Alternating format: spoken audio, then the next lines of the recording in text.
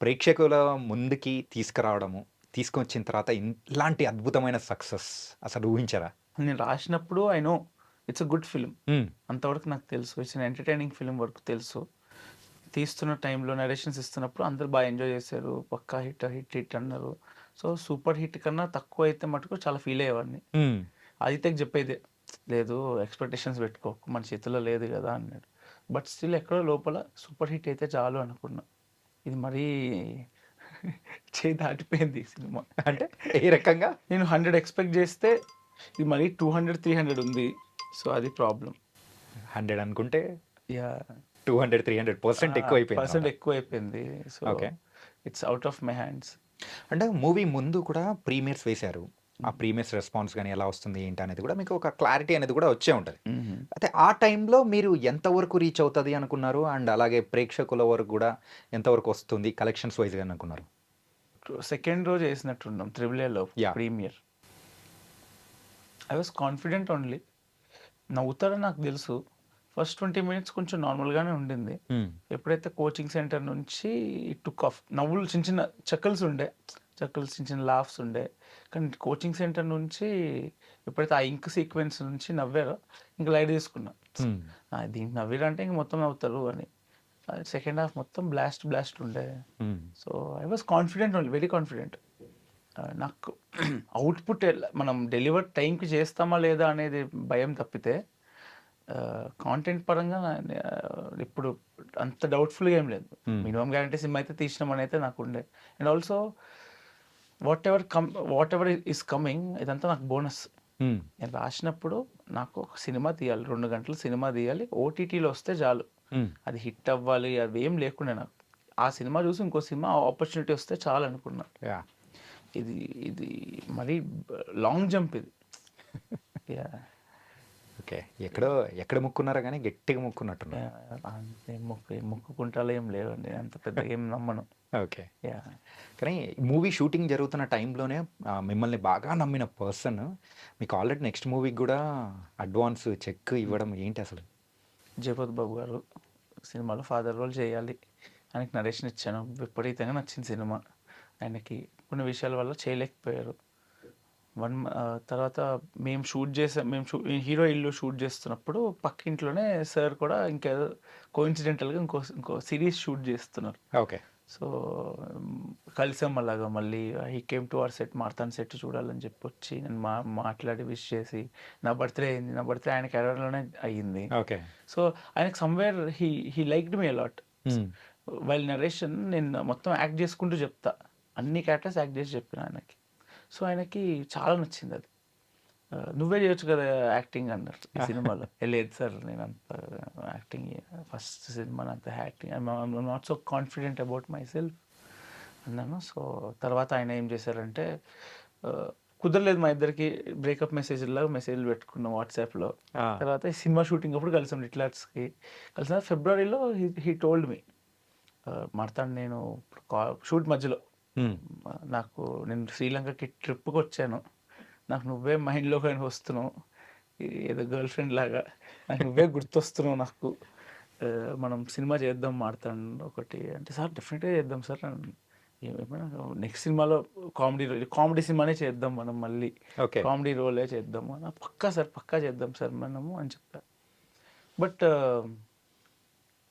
Production start చేస్తారని నాకు తెలీదు. నీ సినిమాతోనే. సో, అగైన్ 1 వీక్ తర్వాత ఐ మెట్ హిమ్.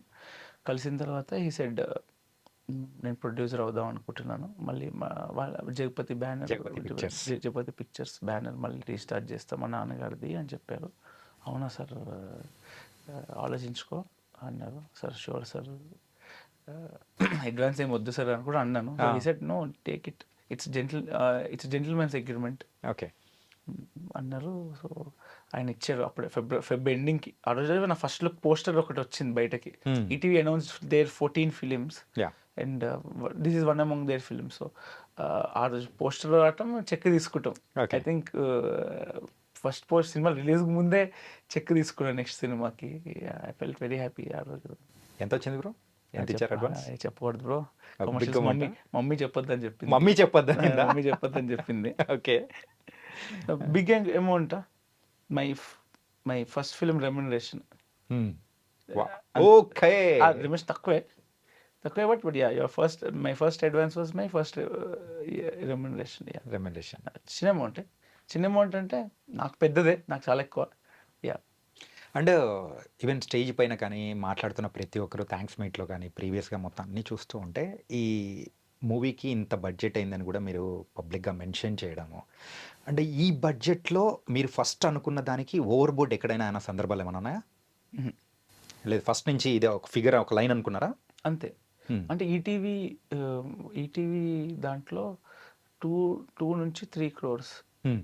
4 కూడా వెళ్ళినట్టున్నాయి కొన్ని బడ్జెట్స్, నాకు తెలీదు. బట్ ఈ ఈ ఈ budgets they are making films, Hmm. Series కానీ చేస్తున్నారు. నన్ను అడిగితే చాలా ఎక్కువనే అండి.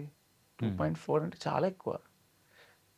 బడ్జెట్ బాగా ఇచ్చారు. నేను అయితే అడిగాను, ఎందుకు అయితే ఇంత 2 కోట్ల లోపల తీయలేమా సినిమా అంటే, అయితే మడతాను బయట ఖర్చులు ఎట్లున్నాయి, హ్మ్. కరెక్ట్ సరిపోతుంది, ఇది నేను లెక్కలు వేసినా కదా అని. ఎగ్జాక్ట్. యా సో, అనుకున్న దానికంటే సాలిడ్ బడ్జెట్. మీరు అనుకున్న దానికంటే కొంచెం ఎక్కువయిందా? బ్రో నేను 30 లక్షలు ఇద్దాం అనుకున్నా బ్రో ఇది. దేవుడు స్వామి. ఎందుకంటే మనకి ఖర్చు ఎక్కడ అవుతుంది అంటే, సీ రాజీవ్ కనకల్ గారు కేమ్ ఆఫ్టర్, తర్వాత వచ్చారు కదా. నేను ఈటీవీ పిక్ చేసిన తర్వాత, ఈటీవీ పిక్ చేయకముందు I thought of making it in very decent 30 lakhs. Okay. రోడ్లే ఉన్నాయి, ఆ! ఇల్లు ఉంది, కోచింగ్ సెంటర్ ఉంది, ఇవి దొరకవా బయట? దొరుకుతాయి. దొరుకుతాయి. తీయచ్చు.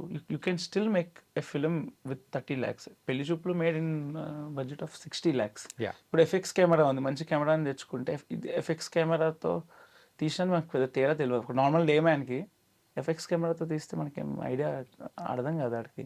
కానీ ఒక్కసారి కథలోకి ప్రేక్షకుడు వెళ్ళిపోయిన తర్వాత అది దేంతో తీశాడు, ఎలా తీశాడని మాత్రం పట్టించుకునే సందర్భాలే. ఈవెన్ రీసెంట్‌గా ఒక 2 డేస్ బ్యాక్ అనుకుంటా. మీరు చెప్పారు చూసారా? ఆ బెంగుళూరు సీన్స్ మొత్తం కూడా మీరు తీసింది ఎఫ్ఎక్స్ 3 కెమెరాతో అని అవును, చెప్పేసి. అవును. అండ్ దాని గురించి ఆ వీడియో అనేది కూడా చూసేటప్పటికి వావ్! అని అనిపించింది. అంటే మన బెంగళూరులో పెద్ద కెమెరా సెటప్ రోడ్డు మీద కొంచెం కష్టం కదండి. సో యా, బట్ అదే చాలా బ్యూటిఫుల్ వచ్చింది. బెంగళూరు పోర్షనే హైలైట్ ఇప్పుడు యాహ్! సినిమాలో. ట్విట్టర్లో చూస్తున్నాను, ఆ సాంగ్ చాలా వైరల్ అవుతుంది. సో యా, అదే అంటున్నా, యూ కెన్ స్టిల్ మేక్ నేను చెప్తున్నా కదా, కమింగ్ 2 yearsలో 3 yearsలో ఎవడో ఒకడు వచ్చి 30 lakhsలో సినిమా తీస్తాడు, పెద్ద హిట్ కొడతాడు, అందరూ మళ్ళీ అబ్బాయి అబ్బాయి వైపు ఉరుకుతారు. ఫర్ షూర్ నాకు అది చేయాలండే.